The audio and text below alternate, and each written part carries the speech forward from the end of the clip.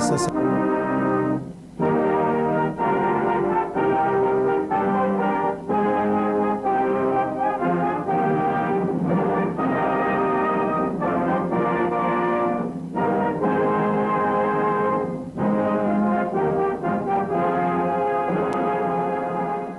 प्यारे देशवासियों, नमस्कार। 73वें गणतंत्र दिवस की पूर्व संध्या पर देश और विदेश में रहने वाले आप सभी भारत के लोगों को मेरी हार्दिक बधाई। हम सबको एक सूत्र में बांधने वाली भारतीयता के गौरव का यह उत्सव है। सन 1950 में आज ही के दिन हम सबकी इस गौरवशाली पहचान को औपचारिक स्वरूप प्राप्त हुआ था। उस दिन भारत विश्व के सबसे बड़े गणतंत्र के रूप में स्थापित हुआ और हम भारत के लोगों ने एक ऐसा संविधान लागू किया जो हमारी सामूहिक चेतना का जीवंत दस्तावेज है। हमारे विविधतापूर्ण और सफल लोकतंत्र की सराहना पूरी दुनिया में की जाती है। हर साल गणतंत्र दिवस के दिन हम अपने गतिशील लोकतंत्र तथा राष्ट्रीय एकता की भावना का उत्सव मनाते हैं। महामारी के कारण इस वर्ष के उत्सव में धूमधाम भले ही कुछ कम हो, परंतु हमारी भावना हमेशा की तरह सशक्त है। गणतंत्र दिवस का यह दिन उन महानायकों को याद करने का अवसर भी है जिन्होंने स्वराज के सपने को साकार करने के लिए अतुलनीय साहस का परिचय दिया तथा उसके लिए देशवासियों में संघर्ष करने का उत्साह जगाया। 2 दिन पहले 23 जनवरी को हम सभी देशवासियों ने जय हिंद का उद्घोष करने वाले नेताजी सुभाष चंद्र बोस की 125वीं जयंती पर उनका पुण्य स्मरण किया है। स्वाधीनता के लिए उनकी ललक और भारत को गौरवशाली बनाने की उनकी महत्वाकांक्षा हम सब के लिए प्रेरणा का स्रोत है। हम अत्यंत सौभाग्यशाली हैं कि हमारे संविधान का निर्माण करने वाली सभा में उस दौर की सर्वश्रेष्ठ विभूतियों का प्रतिनिधित्व था। वे लोग हमारे महान स्वाधीनता संग्राम के प्रमुख ध्वजवाहक थे। लंबे अंतराल के बाद भारत की राष्ट्रीय चेतना का पुनर्जागरण हो रहा था। इस प्रकार वे असाधारण महिलाएं और पुरुष एक नई जागृति के अग्रदूत की भूमिका निभा रहे थे। उन्होंने संविधान के प्रारूप के प्रत्येक अनुच्छेद, वाक्य और शब्द पर सामान्य जनमानस के हित में विस्तृत चर्चा की। वह विचार मंथन लगभग 3 वर्ष तक चला। अंततः डॉक्टर बाबा साहेब आम्बेडकर ने प्रारूप समिति के अध्यक्ष की हैसियत से संविधान को आधिकारिक स्वरूप प्रदान किया और वह हमारा आधारभूत ग्रंथ बन गया। यद्यपि हमारे संविधान का कलेवर विस्तृत है, क्योंकि उसमें राज्य के कामकाज की व्यवस्था का भी विवरण है, लेकिन संविधान की संक्षिप्त प्रस्तावना में लोकतंत्र, न्याय, स्वतंत्रता, समानता और बंधुत्व के मार्गदर्शक सिद्धांत सारगर्भित रूप से उल्लिखित हैं। इन आदर्शों से उस ठोस आधारशिला का निर्माण हुआ है जिस पर हमारा भव्य गणतंत्र मजबूती से खड़ा है। इन्हीं जीवन मूल्यों में हमारी सामूहिक विरासत भी परिलक्षित होती है। इन जीवन मूल्यों को मूल अधिकारों तथा नागरिकों के मूल कर्तव्यों के रूप में हमारे संविधान द्वारा बुनियादी महत्व प्रदान किया गया है। अधिकार और कर्तव्य एक ही सिक्के के 2 पहलू हैं। संविधान में उल्लिखित मूल कर्तव्यों का नागरिकों द्वारा पालन करने से मूल अधिकारों के लिए समुचित वातावरण बनता है। आह्वान किए जाने पर राष्ट्र की सेवा करने के मूल कर्तव्य को निभाते हुए हमारे करोड़ों देशवासियों ने स्वच्छता अभियान से लेकर कोविड टीकाकरण अभियान को जन आंदोलन का रूप दिया है। ऐसे अभियानों की सफलता का बहुत बड़ा श्रेय हमारे कर्तव्यपरायण नागरिकों को जाता है। मुझे विश्वास है कि हमारे देशवासी इसी कर्तव्य निष्ठा के साथ राष्ट्र हित के अभियानों को अपनी सक्रिय भागीदारी से मजबूत बनाते रहेंगे। प्यारे देशवासियों, भारत का संविधान 26 नवंबर 1949 को संविधान सभा द्वारा अंगीकृत, अधिनियमित और आत्मार्पित किया गया। उस दिन को हम संविधान दिवस के रूप में मनाते हैं। उसके 2 महीने बाद 26 जनवरी 1950 से हमारा संविधान पूर्णतः प्रभावी हुआ। ऐसा सन 1930 के उस दिन को यादगार बनाने के लिए किया गया था जिस दिन भारतवासियों ने पूरी आज़ादी हासिल करने का संकल्प लिया था। सन 1930 से 1947 तक हर साल 26 जनवरी को पूर्ण स्वराज दिवस के रूप में मनाया जाता था। अतः यह तय किया गया कि उसी दिन से संविधान को पूर्णतः प्रभावी बनाया जाए। सन 1930 में महात्मा गांधी ने देशवासियों को पूर्ण स्वराज दिवस मनाने का तरीका समझाया था।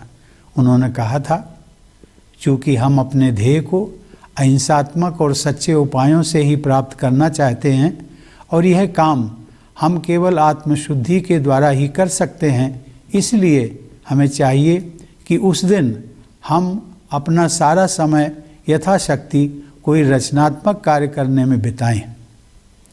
यथाशक्ति रचनात्मक कार्य करने का गांधी जी का यह उपदेश सदैव प्रासंगिक रहेगा। उनकी इच्छा के अनुसार गणतंत्र दिवस का उत्सव मनाने के दिन और उसके बाद भी हम सब की सोच और कार्यों में रचनात्मकता होनी चाहिए। गांधी जी चाहते थे कि हम अपने भीतर झांक कर देखें, आत्मनिरीक्षण करें और बेहतर इंसान बनने का प्रयास करें और उसके बाद बाहर भी देखें, लोगों के साथ सहयोग करें और एक बेहतर भारत तथा बेहतर विश्व के निर्माण में अपना योगदान करें। प्यारे देशवासियों, मानव समुदाय को एक दूसरे की सहायता की इतनी ज़रूरत कभी नहीं पड़ी थी जितनी कि आज है। अब 2 साल से भी अधिक समय बीत गया है, लेकिन मानवता का कोरोना वायरस के विरुद्ध संघर्ष अभी भी जारी है।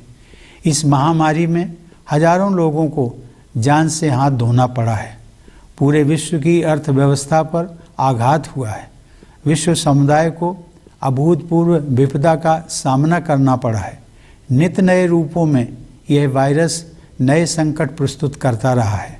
यह स्थिति मानव जाति के लिए एक असाधारण चुनौती बनी हुई है।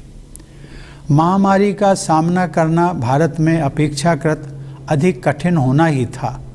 हमारे देश में जनसंख्या का घनत्व बहुत ज़्यादा है और विकासशील अर्थव्यवस्था होने के नाते हमारे पास इस अदृश्य शत्रु से लड़ने के लिए उपयुक्त स्तर पर बुनियादी ढांचा तथा आवश्यक संसाधन पर्याप्त मात्रा में उपलब्ध नहीं थे।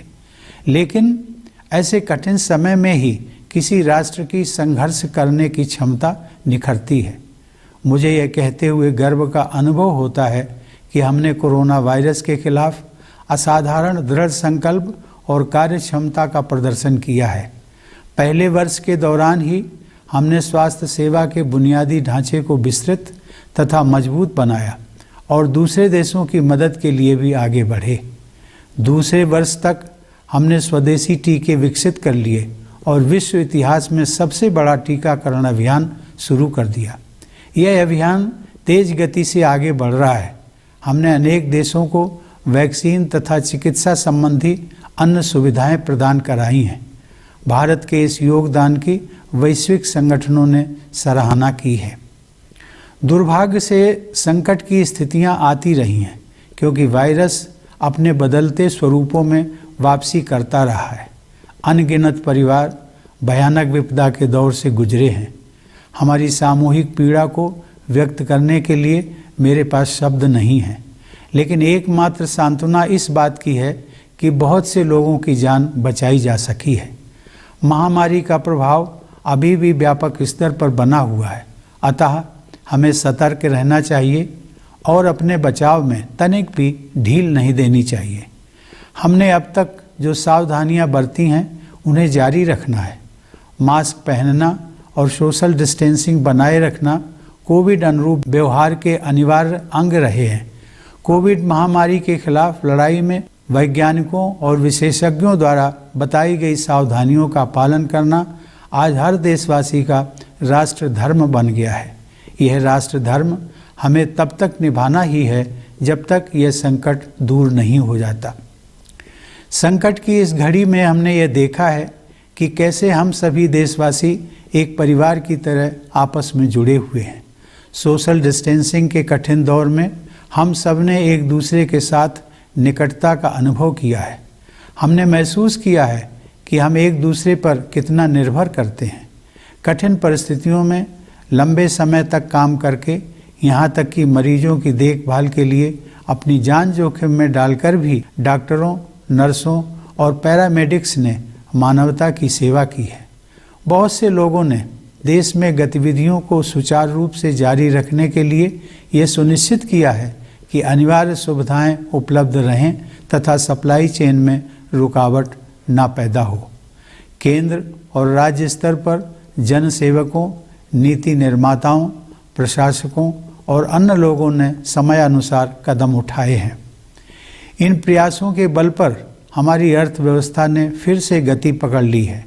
प्रतिकूल परिस्थितियों में भारत की दृढ़ता का यह प्रमाण है कि पिछले साल आर्थिक विकास में आई कमी के बाद इस वित्त वर्ष में अर्थव्यवस्था के प्रभावशाली दर से बढ़ने का अनुमान है।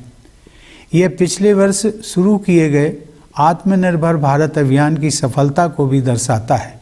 सभी आर्थिक क्षेत्रों में सुधार लाने और आवश्यकता अनुसार सहायता प्रदान करने हेतु सरकार निरंतर सक्रिय रही है। इस प्रभावशाली आर्थिक प्रदर्शन के पीछे कृषि और मैन्युफैक्चरिंग क्षेत्रों में हो रहे बदलावों का प्रमुख योगदान है। मुझे यह जानकर प्रसन्नता हुई है कि हमारे किसान, विशेषकर छोटी जोत वाले युवा किसान, प्राकृतिक खेती को उत्साहपूर्वक अपना रहे हैं। लोगों को रोजगार देने तथा अर्थव्यवस्था को गति प्रदान करने में छोटे और मझोले उद्यमों ने महत्वपूर्ण भूमिका निभाई है। हमारे इनोवेटिव युवा उद्यमियों ने स्टार्टअप इकोसिस्टम का प्रभावी उपयोग करते हुए सफलता के नए कीर्तिमान स्थापित किए हैं। हमारे देश में विकसित, विशाल और सुरक्षित डिजिटल पेमेंट प्लेटफॉर्म की सफलता का एक उदाहरण यह है कि हर महीने करोड़ों की संख्या में डिजिटल ट्रांजैक्शन किए जा रहे हैं।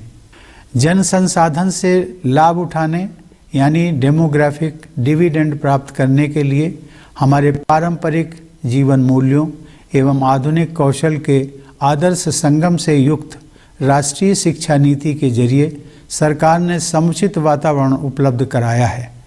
मुझे यह जानकर प्रसन्नता हो रही है कि विश्व में सबसे ऊपर की 50 इनोवेटिव इकोनॉमीज़ में भारत अपना स्थान बना चुका है।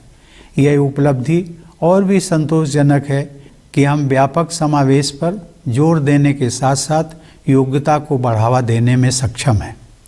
देवियों और सज्जनों, पिछले वर्ष ओलंपिक खेलों में हमारे खिलाड़ियों के शानदार प्रदर्शन से लोगों में खुशी की लहर दौड़ गई थी। उन युवा विजेताओं का आत्मविश्वास आज लाखों देशवासियों को प्रेरित कर रहा है।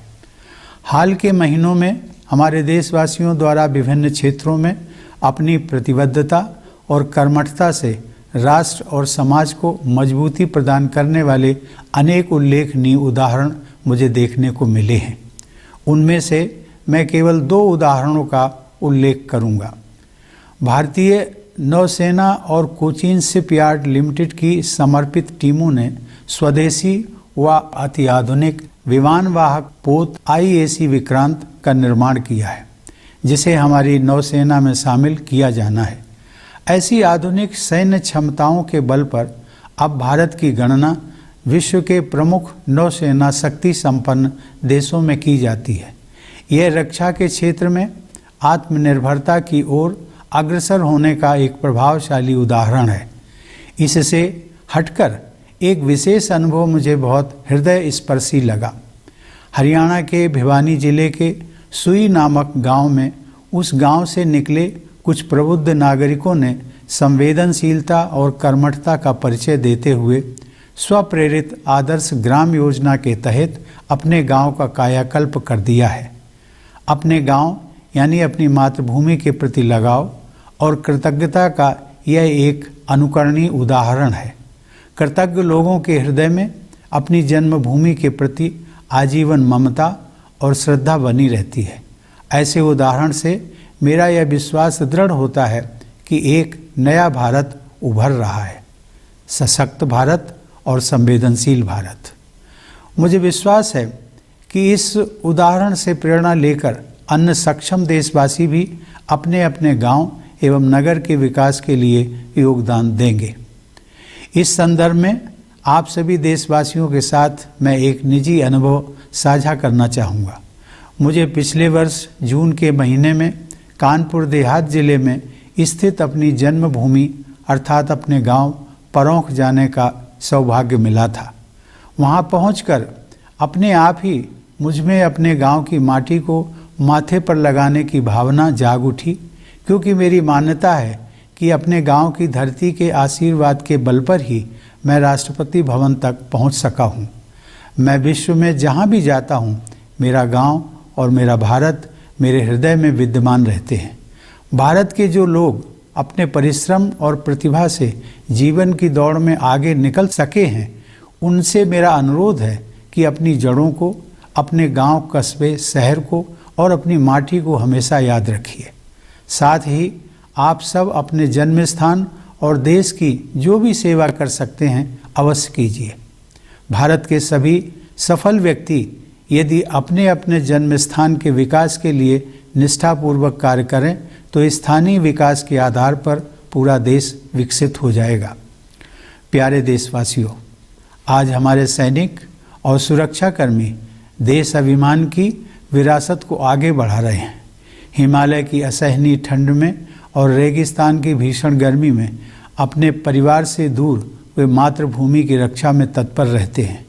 हमारे सशस्त्र बल तथा पुलिसकर्मी देश की सीमाओं की रक्षा करने तथा आंतरिक व्यवस्था बनाए रखने के लिए रात दिन चौकसी रखते हैं, ताकि अन्य सभी देशवासी चैन की नींद सो सकें। जब कभी किसी वीर सैनिक का निधन होता है तो सारा देश शोक संतप्त हो जाता है। पिछले महीने एक दुर्घटना में देश के सबसे बहादुर कमांडरों में से एक जनरल बिपिन रावत, उनकी धर्मपत्नी तथा अनेक वीर योद्धाओं को हमने खो दिया। इस हादसे से सभी देशवासियों को गहरा दुख पहुंचा। देवियों और सज्जनों, देश प्रेम की भावना देशवासियों की कर्तव्य निष्ठा को और मजबूत बनाती है। चाहे आप डॉक्टर हों या वकील, दुकानदार हों या ऑफिस वर्कर, सफाई कर्मचारी हों या मजदूर, अपने कर्तव्य का निर्वहन निष्ठा व कुशलता से करना देश के लिए आपका प्राथमिक और सबसे महत्वपूर्ण योगदान है। सशस्त्र बलों के सर्वोच्च कमांडर के रूप में मुझे यह उल्लेख करते हुए प्रसन्नता हो रही है कि यह वर्ष सशस्त्र बलों में महिला सशक्तिकरण की दृष्टि से विशेष महत्वपूर्ण रहा है। हमारी बेटियों ने परंपरागत सीमाओं को पार किया है और अब नए क्षेत्रों में महिला अधिकारियों के लिए स्थायी कमीशन की सुविधा आरंभ हो गई है। साथ ही सैनिक स्कूलों तथा सुप्रतिष्ठित नेशनल डिफेंस एकेडमी से महिलाओं के आने का मार्ग प्रशस्त होने से सेनाओं की टैलेंट पाइपलाइन तो समृद्ध होगी ही, हमारे सशस्त्र बलों को बेहतर जेंडर बैलेंस का लाभ भी मिलेगा।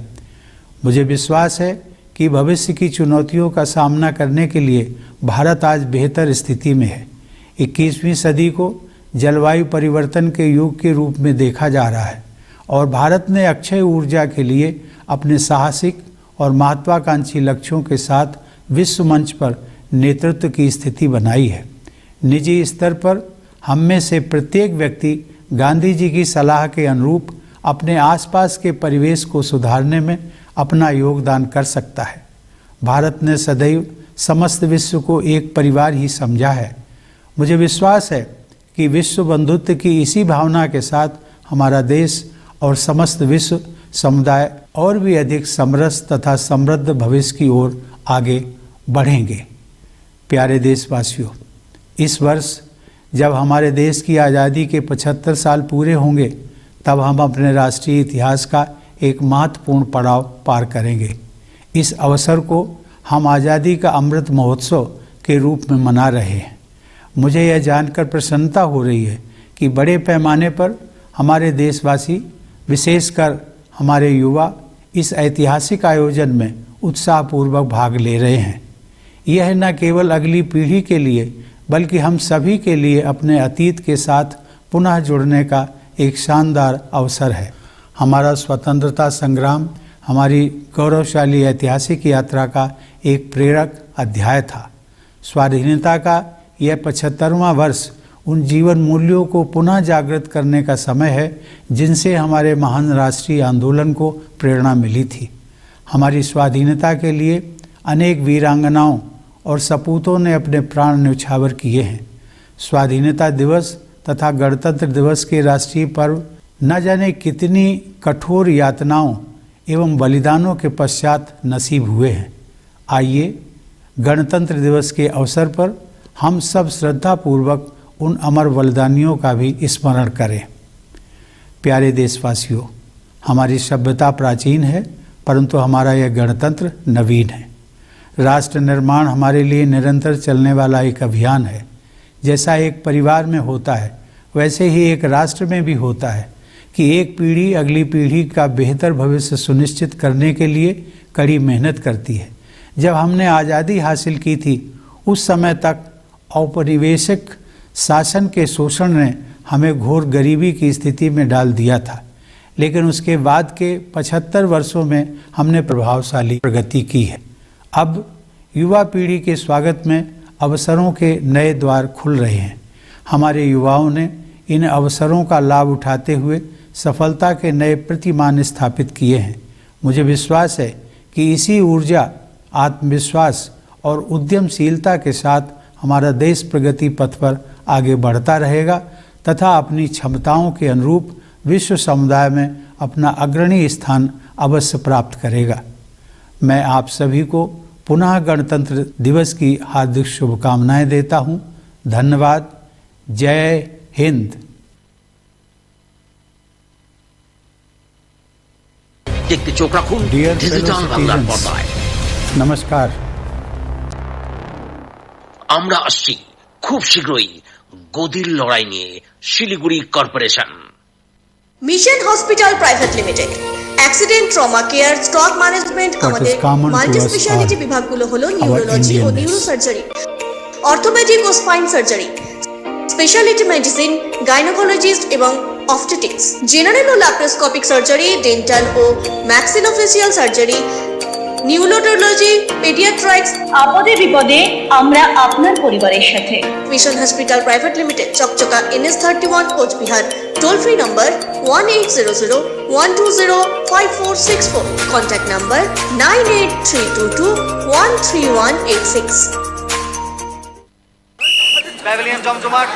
হয়েছে, একটা গোল করতে পারে না, দম নেই। চিংড়ি খাইলে জোশ আইব কেমনে? জোশ আসিল ইলিশে। আচ্ছা আচ্ছা, থাক থাক, হয়েছে। দিন কাটে খেয়ে বসে বালিশে, তোমারও তো বালিশে। তাও দেখি একখানা একবারে সমর্থ পাইছি বছরে।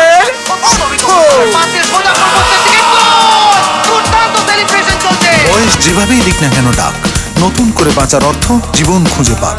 আমরা গর্বিত সমস্ত প্রবীণ মানুষের জন্য যারা সফল অর্থোপেডিক চিকিৎসা ও জয়েন্ট রিপ্লেসমেন্ট সার্জারির মাধ্যমে ফিরে পেয়েছেন তাদের স্বাভাবিক জীবন। Neotia Getwel health care centre, সুস্থ জীবনের অর্থ।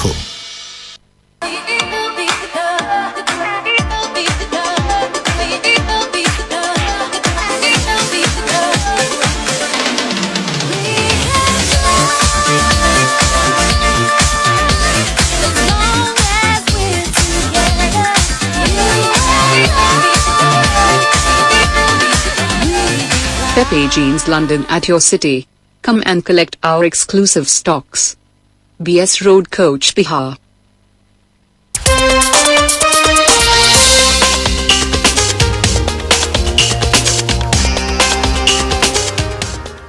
আগে ভাগে 24 নিবেদন করছেন the furniture hub, home and office furniture, Dauguri, Tufanganj road, Cooch Behar.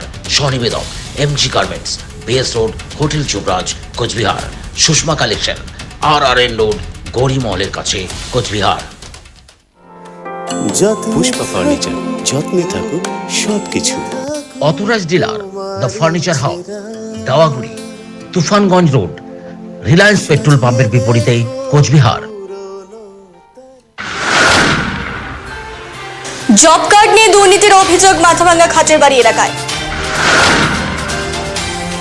Bangladesh Alinagar এলাকার ঈশ্বরদীগামী ট্রেনের ধাক্কায় মৃত 3। তুফানগঞ্জে হলো ম্যারাথন দৌড় প্রতিযোগিতা। রিতেশ তিওয়ারি ও জয়প্রকাশ মজুমদারকে শোকজ করা প্রসঙ্গে মুখ খুলেন দিলীপ ঘোষ। সুজাপুরের শুট আউট গুলিবিদ্ধ যুবক চিকিৎসাধীন মালদা মেডিকেল কলেজে। ক্যানেল সংস্কার করে জল ছাড়ায় উপকৃত রাজগঞ্জের কৃষক। সরকারি টাকা আত্মসাতের অভিযোগ তুলে স্মারকলিপি তৃণমূলের গোষ্ঠীদ্বন্দ্ব চরমে। কালিয়াচকে বোমাবাজির অভিযোগ, ঘটনাস্থলে পুলিশ বাহিনী। গঙ্গারামপুরে দুষ্কৃতীদের হাতে খুন এক যুবক। প্রজাতন্ত্র দিবসের আগে করা নিরাপত্তা চাদরে আলিপুরদুয়ার। তৃণমূল নেত্রী কল্যাণী পোদ্দার ও তার স্বামী চন্দন দাসকে পৌর নির্বাচনে প্রার্থী না করার আবেদন মাথাভাঙ্গা শহরবাসীর। প্রজাতন্ত্র দিবসে নাশকতা রুখতে অভিযানে জলপাইগুড়ি পুলিশ। 2 কোটি টাকারও বেশি মূল্যে ব্রাউন সুগার উদ্ধার, ধৃত 1। মহকুমায় ক্ষুদ্র শিল্প প্রসারে আলোচনা সভা দিনহাটা বিডিও অফিসে। বেআইনি রুটে অটো চলাচলের জন্য ধরপাকড় মালদা পুলিশ।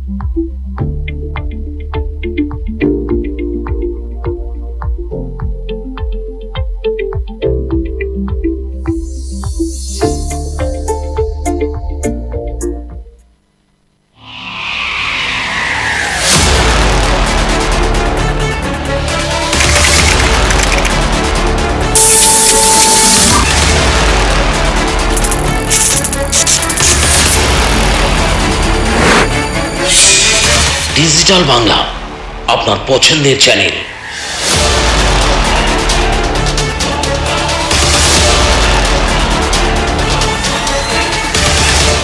দেখুন আপনার লোকাল ক্যাবেল নেটওয়ার্কে city cable network, Hathway network,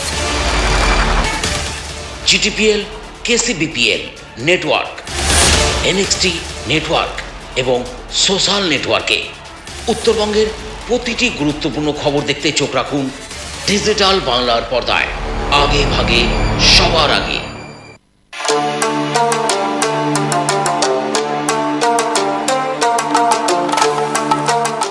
নিত্য নতুন ডিজাইনের হলমার্কযুক্ত সোনার গহনা সহ রূপোর গহনার একমাত্র প্রতিষ্ঠান Prabha jewellery, Balrampur road, Dinhata, Cooch Behar. Mobile number 9434442758, 9641566549। পর্দার জগতের সেরা কালেকশন মানে Sushma collection, authorised showroom, Bombay dye. আমাদের এখানে পাবেন রেডিমেড পর্দা, পর্দার পাইপ, ব্র্যাকেট। এছাড়াও রয়েছে কার্পেট, বেডশিট, টাওয়েল, পাপোশ, সোফার কভার, কুশন কভার ইত্যাদি। আমাদের ঠিকানা Sushma collection, RL road, near Gourimahal, Cooch Behar.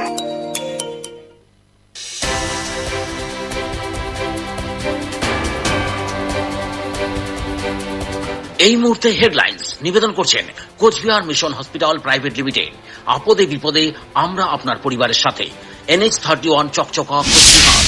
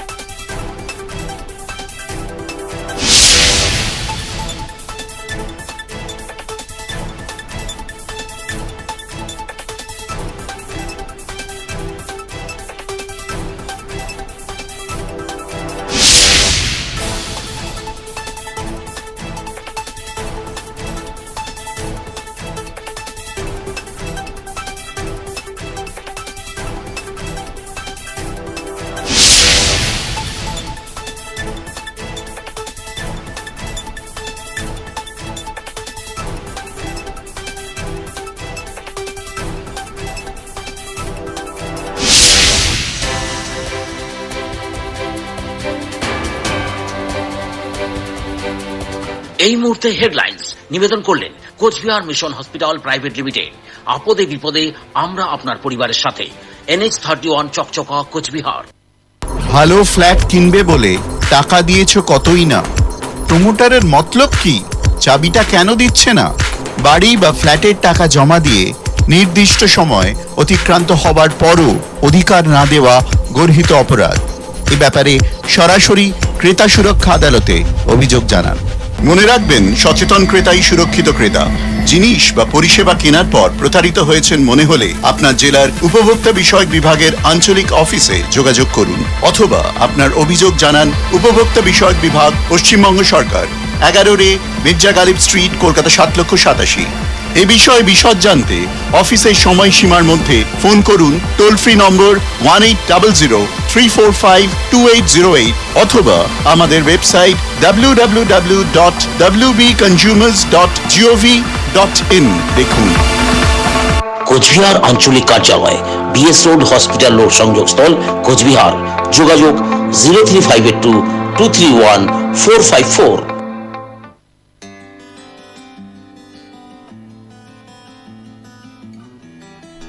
अरे राज भाई, इतने महीनों बाद आप यहाँ कैसे? घर बदल लिया और बताया भी नहीं। अरे भाई, थोड़ा बिजी हो गया था। आओ घर चले, आज का डिनर मेरे यहाँ।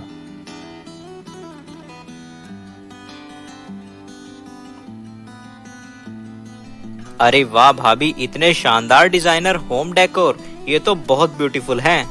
वो तो है हमारा भरोसा सजावट शॉप जो है, जहाँ मिलते हैं हर तरह के होम डेकोर एसेसरीज जैसे पर्दे, wallpaper, cushion, bedsheets, blend, carpets और भी बहुत कुछ। तो आज ही विजिट करें सजावट और दें अपने सपनों के घर को अपनी मनपसंद लुक एंड फील। सजावट, लिव ब्यूटीफुल।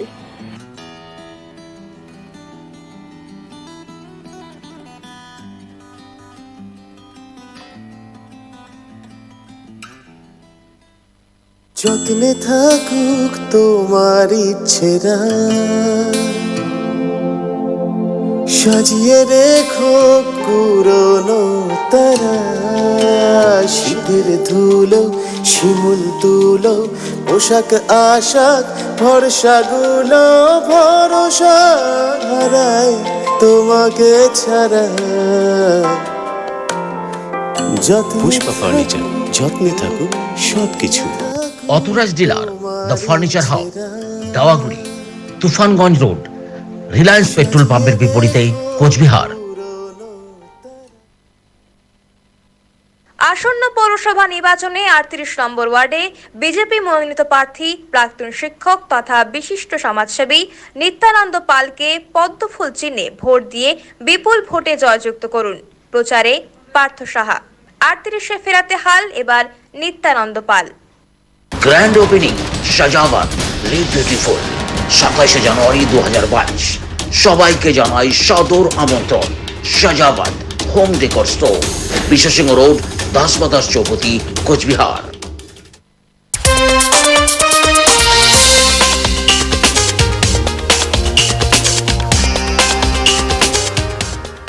আগে ভাগে 24 নিবেদন করছেন the furniture hub, home and office furniture, Daoguri, Tufanganj road, Cooch Behar.